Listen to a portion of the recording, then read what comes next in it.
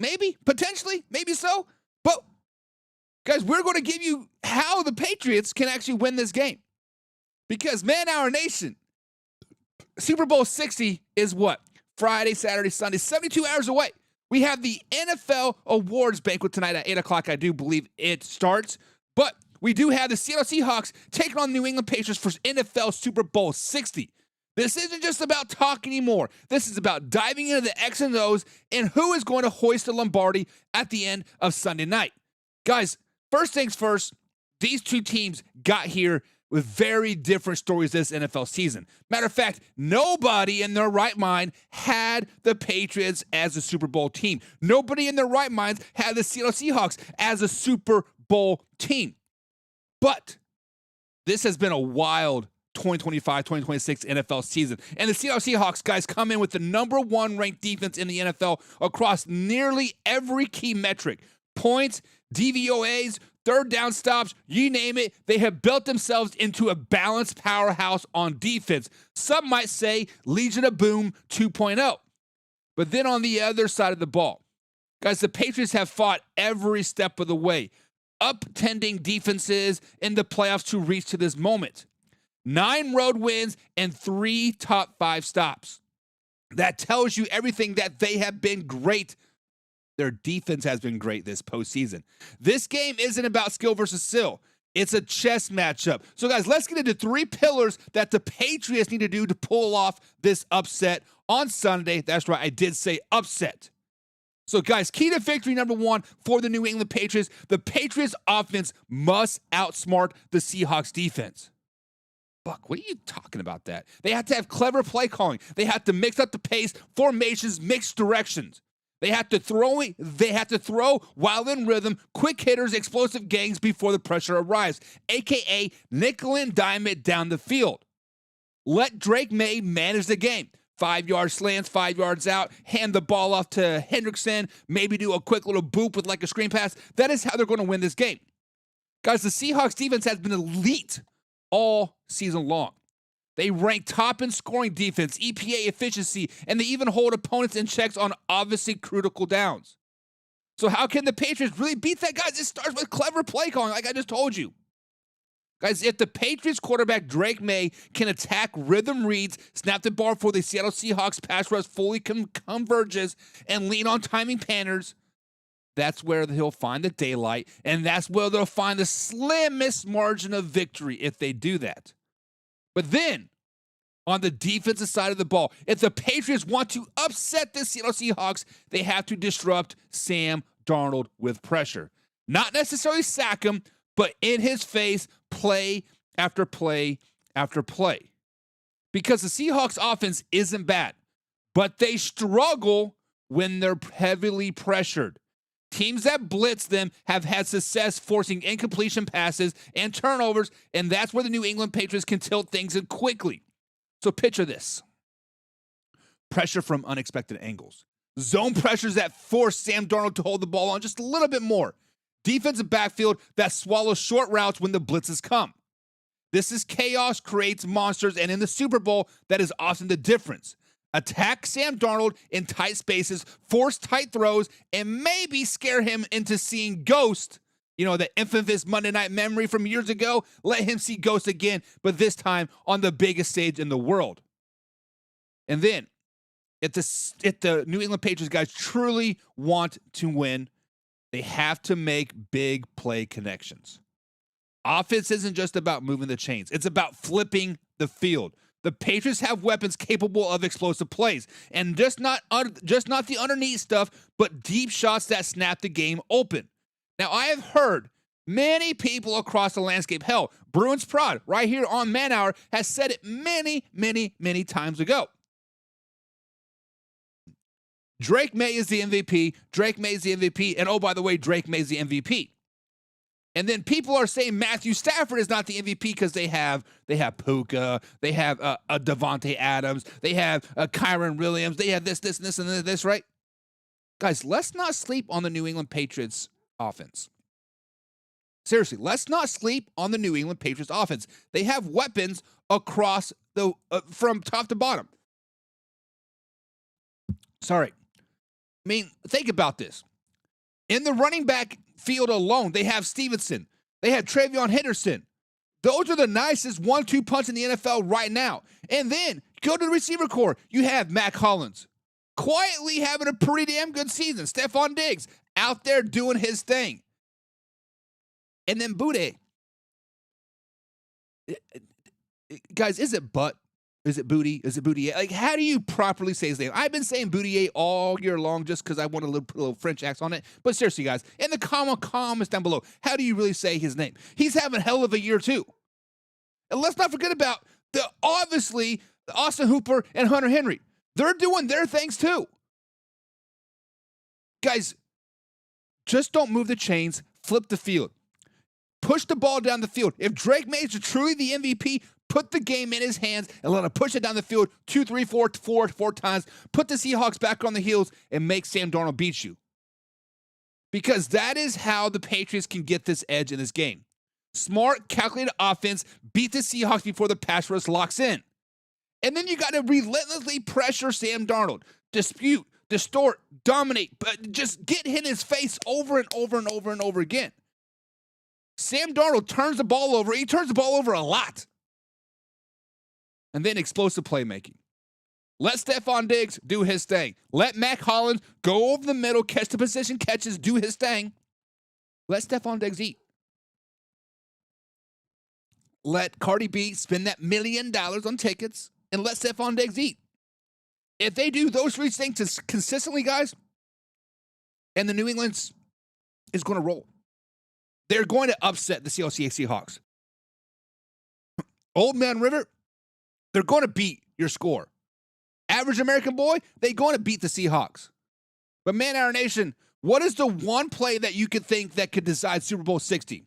Is it a deep ball from Drake Maye? Is it going to be a clutch defensive stop? Or a game-changing turnovers? Don't say the refs. We're not about that business this time. Drop it in the comments because I want to hear your Super Bowl forecast right now. But guys, be sure you hit the like button, hit the share button, of course, subscribe as well because it's in the live interactive show. So comment down below. An average American boy says Kenneth Walker will get over 60 yards rushing. He better. Honestly, he better. If the Patriots want a shot of winning this game, stopping Kenneth Walker III under 60 yards, and we'll give him 70, under 70 yards rushing, forcing Sam Darnold to pass the ball, that's a recipe for success. But I think the minute that Kenneth Walker gets over 60, let's say 70 yards rushing, game over, lights out, baby. Because that means the play action working. That means the running game's working. That means Sam Darnold's having plenty of time in the pocket. Patty cake, bakers, man. I'm going to throw it to Jackson Smith. Hey, Jigba. Boom. That's what's going to happen. An average American boy says the Patriots have had a soft schedule. They have had a very soft schedule in the regular season. You cannot get anything past that, right? But if you want to talk about postseason schedule, they have played 3 top 5 defenses. LA Chargers, top 5 defense in the NFL. Drake Maye didn't play so great. They pulled it out late in the second half. Houston Texans, top 5 defense. Took CJ Stroud turning the ball over, 5-6 times for them to win that game. And then the Denver Broncos, backup quarterback, defense is still top 5. So to say they've had a soft schedule in the regular season, yes, totally agree with you. Cannot fault that one bit. But the postseason record, they have had a hell of a trip to the Super Bowl. Because when you look at the Seahawks, let's just be honest. They've had a very favorable road to the Super Bowl. They played a San Francisco 49ers team that was riddled with injuries. Hell, at some point, did the 49ers have 20% of their starters on the field at all, period? They were injured. That game was over. Begin was it 41-9? Crazy game, right? For the Seahawks. Come out there and whoop that ass. And then the Rams, yes, it was a very back and forth game. But let's just be honest. The Rams defense is not up to the Broncos standards, not up to the Texans standards, hell, not even up to the Chargers standards. Now, their offense was pretty damn good. They do have the MVP Matthew Stafford on their team. They had Puka, which was like an OnlyFans now, right, or whatever. But I think the Patriots have had a harder schedule getting to the Super Bowl than the Seahawks have. But you know what? At the end of the day, you can't fault either team because the Seahawks had to play the 49ers 3 times this season. They had to play the Rams 3 times this season. They know each other very, very, very well. The Patriots played 3 top 5 defenses. You got to give them the ball. Average American boy, but they did play the Bills, Texans, and Jaguars.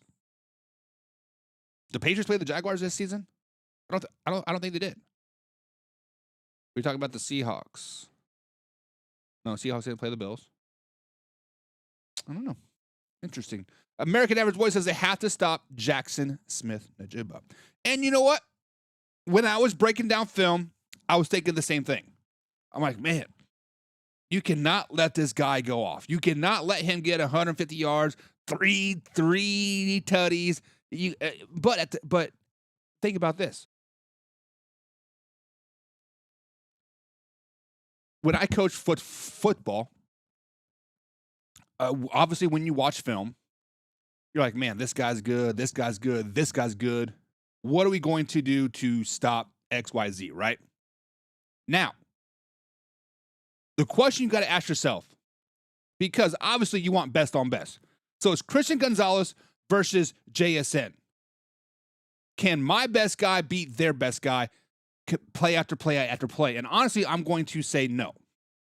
So I've seen John say, double team him. I'm seeing average American boys say, you have to stop him, you have to stop him, you have to stop him.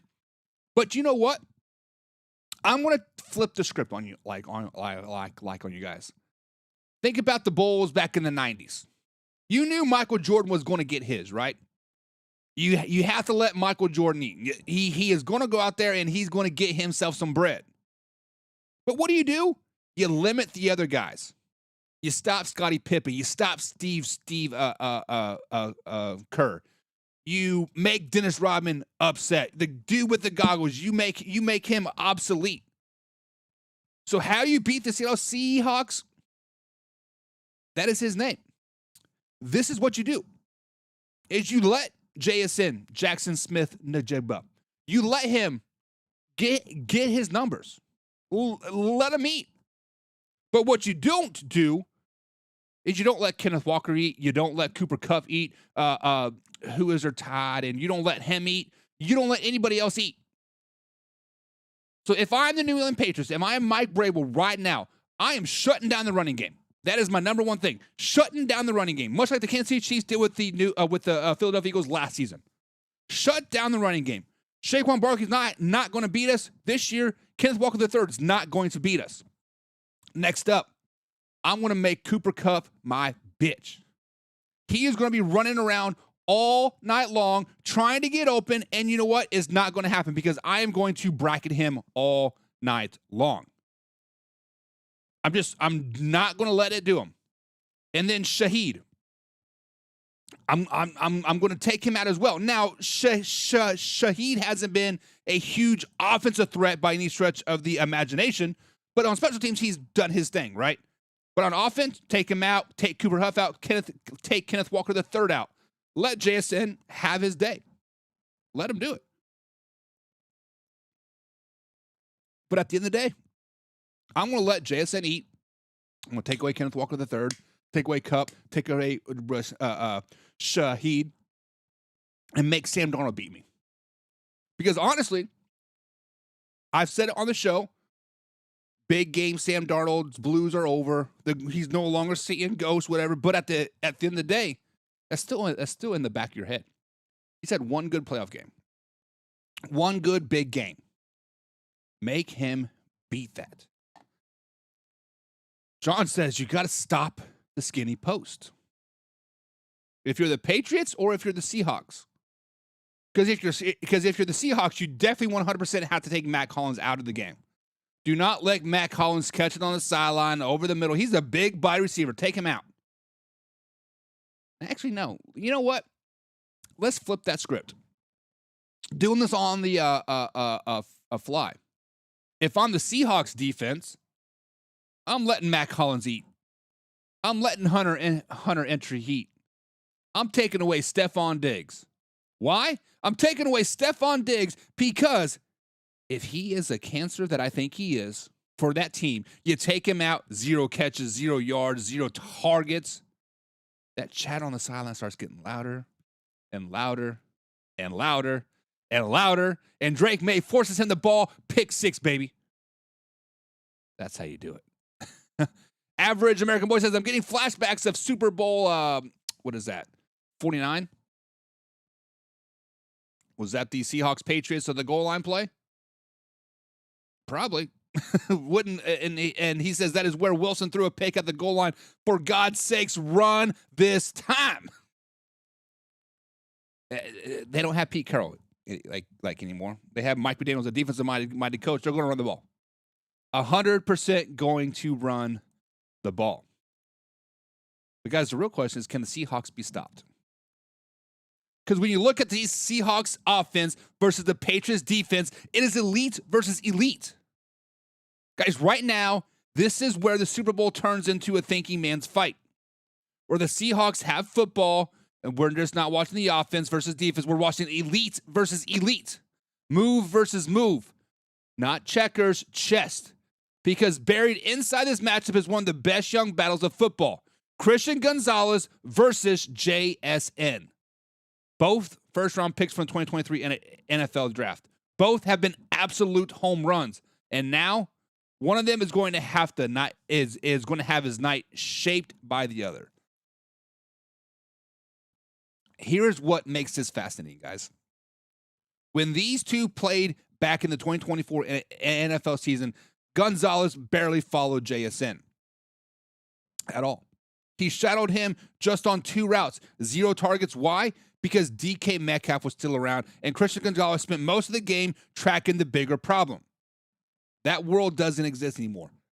DK, gone. New coaching staff, different Seahawks offense, and now there's no debate of who the alpha receiver is in Seattle. It is JSN. And let's just be clear. This isn't just a good receiver. This is the NFL's receiving yard leader. This guy's defense loses sleep over. The one that forces game plans to bend. Last time around, New England tried to handle him with nickel coverage. Marcus Jones drew the assignment, drew most of the night.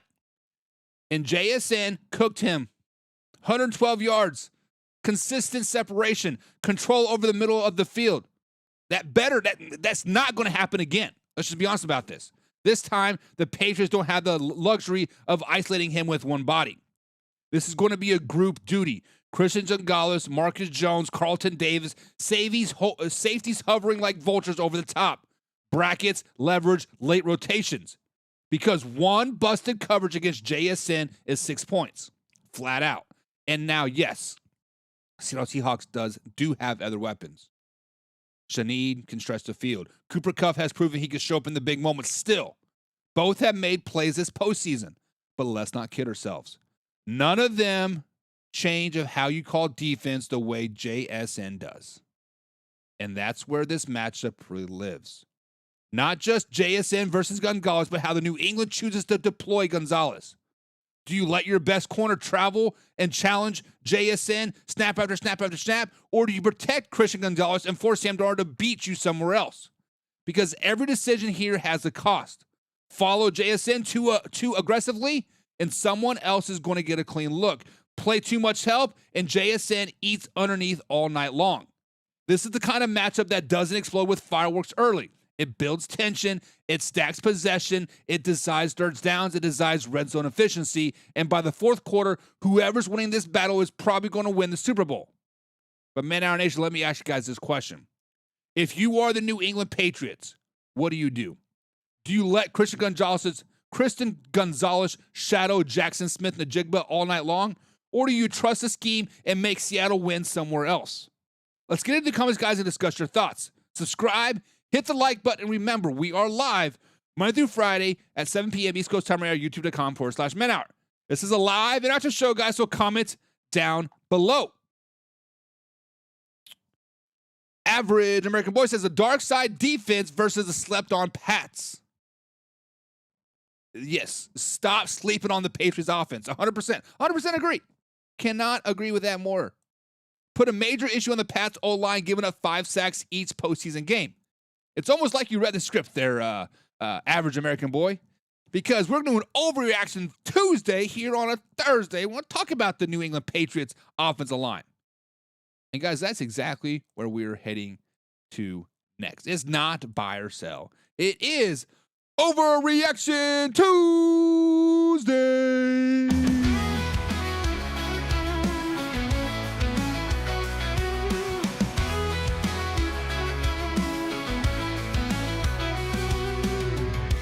Tuesday morning, the coffee's hot. Hot takes flying like a last-minute shot. They say he's washed, they say he's gold. Every week's a legend or a story untold. He's the GOAT, no, he's a fraud. A single play, they applaud or applaud. Overreaction Tuesday. All right, guys, so it is time for Overreaction Tuesday here on a Thursday. And for those who have not seen this segment before, let me break it down for you. Here's the deal. We're going to throw out a hot take, a bold statement, an intense reaction to something that's going on in the NFL world, actually Super Bowl world. And then we're going to decide whether it's overreaction or it's actually spot on. Guys, if you think it's an overreaction, call it out. Say, whoa, slow it down, baby. That's just a little bit too much. We need to dial it back. Seeing things with a little bit more perspective there, Buck. But if you know what? If you think it's legit, you think I'm spot on, we're going to agree, we're going to roll with it. We're going to say it's not overreaction. Guys, let's get into it. Overreaction Tuesday here on a Thursday.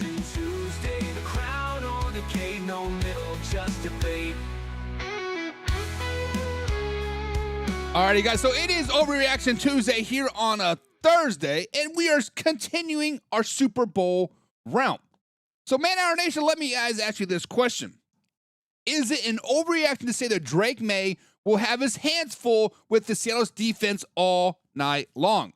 Chat, I want you to get involved right away. Do you think the Seahawks defense gives Drake Maye problems, yes or no? Drop it in the comments down below. So, guys, let's break this down. During the regular season, Drake Maye was cooking. Over 4,300 yards passing, 31 touchdowns, and only 8 interceptions. 72% completion percentage. That is MVP level production. But the playoffs have been a very different story. 533 passing yards in 3 games. Under 56% percentage on his completions and 5 giveaways. Some of that is protection. Some of that is receivers not making plays. And some of that is a level of defense jumping way up. Now, he gets another one. The Seahawks defense is built to stretch quarterbacks. They are fast at every level. They disguise coverages. They tackle well in space. And unless you are the Rams, they have been dominant. This is not a defense that needs help from mistakes. They create pressure. They force hesitation. They punish slow decisions. And that is where this matchup gets uncomfortable for the New England Patriots. Guys, Maye's protection has slipped in the postseason. He has already taken a beating. He is also managing a right shoulder injury. Even if he says it won't matter, it won't matter. The Patriots have also struggled pushing the ball vertically.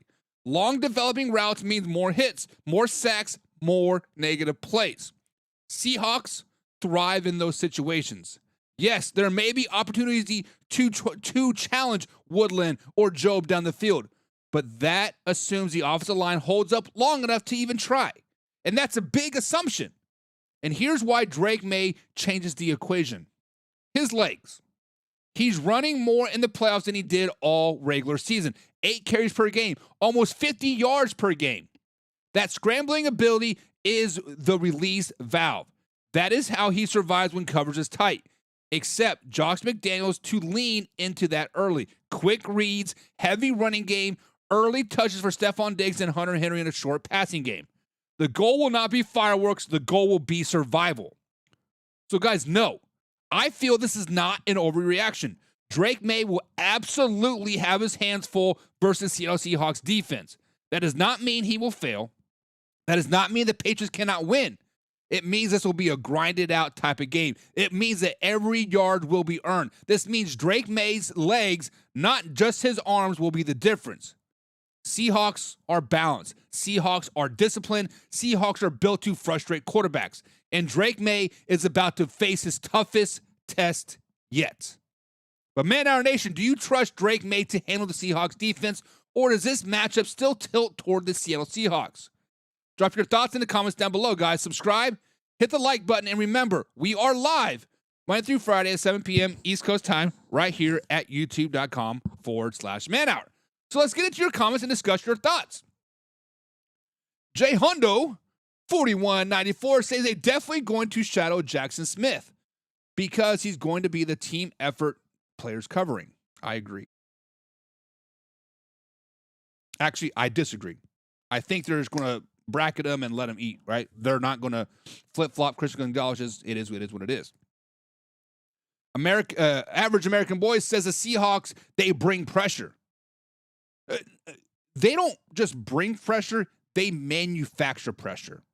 They manufacture pressure by linebacker A gives, linebacker C gives, the edge rusher going all the way a twist across the center. They manufacture. There's a lot of movement, guys. If you want to really watch a game inside the game, watch the Seahawks front seven. Actually, it's the front six. Watch their front defensive line and linebackers. 5, 6, 7, whatever you want to call it, whatever number they have in the box at the particular time. Watch those guys. It is, as a defensive guy, it is so fun to watch them do what they do. Boom, stunts and twists and grabs and twists. It's just amazing. They manufacture pressure, and then when they bring pressure, boom, lights out. Average American Boy says the Broncos held him to 100 yards passing.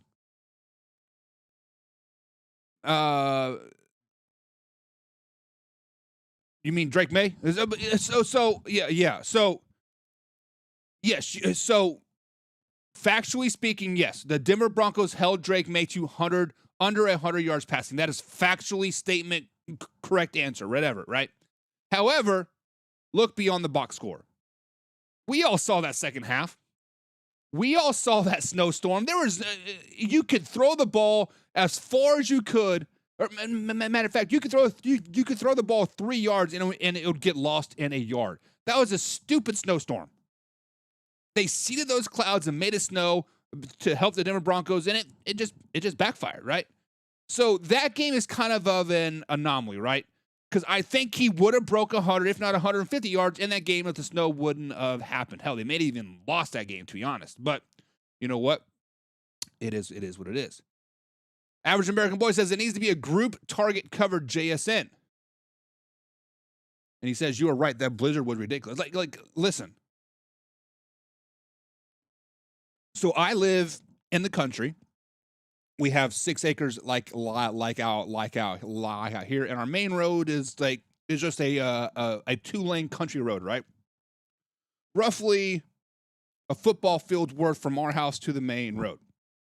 Wednesday, for about 30 minutes, it snowed so hard that on my porch, I could not see the road at all. I could barely see off of my sidewalk going out to the driveway. That's how that was for 2 hours in Denver. That particular hell, they got like six inches of snow in like 2 hours. Like, how do you function like that? It's just ridiculous. And it says, Average American Boy says, because I live in Louisiana, we got 3 inches of that pure ice. Yeah, sorry about that, man.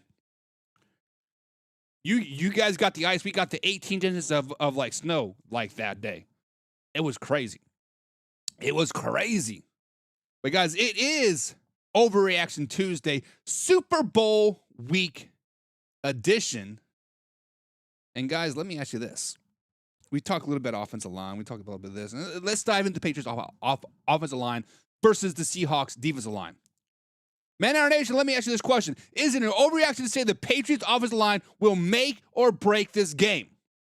Chat, I need you to lock in early. Do you think this game is decided in the trenches, yes or no? Drop it in the comments down below and let's get into it. Guys, this is where the game inside the games live. We can talk to quarterbacks. We can talk to defense. We can talk to coaching. But this game starts and ends with one simple truth. If the Patriots' offensive line does not hold up, nothing else matters. Not Drake Maye's legs, not Josh McDaniels' play calling, not ball control. Everything else collapses if the pocket collapses. Guys, Seattle does not need gimmicks to get pressure. They generate heat with the front four. They blitz less than most teams, and they still finish with the 4th highest pressure rate in the NFL. DeMarcus Lawrence is the headliner. He's been relentless. He's been powerful. He has a motor that hasn't stopped all season long. And then there's Byron Murphy II, second on the team with 46 pressure. Guys, 5 different Seahawks defenders hit 40-plus pressures this season. That is waves, that is depth, that is exactly what stresses a young offensive line, and that's exactly what the Patriots offense is, young. So guys, let's call it what it is. The left side of the New England Patriots offensive line is the concern. Will Campbell, Jared Wilson just came back from injuries late in the season. Both have been a little bit shaky so far this season. Campbell, especially in the pass protection. Drake Maye has been sacked 5 times in every playoff game. That is not a coincidence. That's the pressure leaking through. And Seahawks is not going to miss that on film. Campbell will be targeted over and over and over again, especially in an obvious passing situation. He will be in the crosshairs. Guys, New England knows this. They expect heavy sets. Expect tight ends. Expect extra linemen, fullbacks on the field. That helps protect Drake Maye. But it also limits routes, limits spacing, limits explosive plays. They will lean on Stevenson and Henderson throughout the whole game. Even though the run game has been mostly contained this postseason, they're going to give them a heavy dose of Stevenson and Henderson all game long. Will Campbell has been as solid as a run blocker. He even recovered 2 massive fumbles against the Houston Texans. But Seattle is not worried about that. They're going to force obvious passing downs and attack. There is so much Drake Maye and Josh McDaniels can hide with linemen. So guys, no, I do not think it is a reaction. I think the Patriots offensive line will absolutely make or break this game. If they hold up just enough, New England can win ugly. If they crack early or if they crack just a little bit late, this game tilts fast and hard towards the Seattle Seahawks. This is not about style. It's simply about survival. And in this Super Bowl, the trenches, matter of fact, the one trench, the Patriots offensive line will decide everything. So, Man Hour Nation, do you trust the Patriots offensive line to hold up against the Seattle Seahawks pass rush? Or does this matchup spell trouble? Drop your thoughts in the comments down below. Guys, subscribe, hit the like button. Remember, we are live Monday through Friday at 7 p.m. East Coast time. Average American Boy says, no, it is not an overreaction. Buck, you're spot on. He says they will use stunts, they will do this, and they will come in your face over and over and over and over again. No homo. Ernest Jones IV and Woodland will be coming as well. Yes. Expect some linebackers to come in there. Expect some secondary to get some French bread as well. Mamma mia, right? They're all major factors. Yes, Ernest Jones and Woodland are going to be major factors in the passing game. Yes. And he says, no, I don't trust it. And you know what? If this was Gerard Mayo coaching this team, if this was Josh McDaniels coaching this team, this was Pete Carroll coaching the team, John Harbaugh, Jim Harbaugh, if this was Mike McDaniels coaching this team, if this was Kyle Shanahan coaching this team, Sean Payton, I would be 100% on board with you. They would not have a chance whatsoever. However, Mike Vrabel, for some reason, knows how to get the best out of his players over and over and over again. Mike Vrabel is a coach that I want to be, that I strive to be. I like what he does. I like what he says. I like his actions. Actions speak louder than words. And I feel he has been in Will Campbell's ass all postseason long. Get better, get better, get better, get better. And we'll see how good Will Campbell actually is. Was he warrant? Was the top 10 pick, right? Is he warrant that pick? Come on, figure it out. It might just be a fluke and the old line who would be the poisoned. It might just be a fluke in the old line who would be the poison. I'm not for sure what you're saying there, Average American Boy. Try to help me out there. I'm not for sure what you're trying to say. But I do agree that the Patriots offensive line is their make or break point. I believe this is going to be the game factor in and out. He took a 4-13 rookie and turned him into a Super Bowl contender. He did. Mike Vrabel should win Coach of the Year. And here in about 15 minutes, when the NFL awards show officially starts, we're going to find out. Is he the Coach of the Year? Is Drake Maye the MVP? Is Christian Gonzalez Defensive Player of the Year? How many awards do New England Patriots get? But guys, that is going to be it for today. It's a nice little short show today. We should be back Friday, pending anything crazy happening. But until then, again, guys, see ya next time. Sean McVay better not win Coach of the Year. No. Okay, pause. Coach of the Year candidates should be Mike Vrabel, should be Mike McDonald, should be Leland Conan. That's about it. Those are three that should win it. 1, 2, 3. Uno, dos, tres. Cuatro, cinco, seis. MVP is going to be between Trevor Lawrence, Matthew Stafford. Give me Trevor Lawrence, but I know Matthew Stafford's going to win it. Defensive Player of the Year, I think we all agree should be Miles Garrett. Offensive Player of the Year will go to whoever wins the MVP. And that's just the way it is. And that's pretty much about it, right? I guess Rookie of the Year. Oh, who should be the Rookie of the Year? Honestly, I would love to see Henderson win Rookie of the Year, but it's probably going to be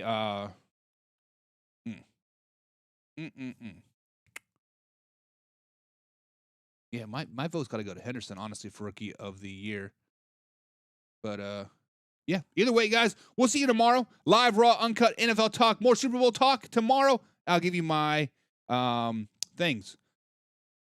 Until then, guys, we out.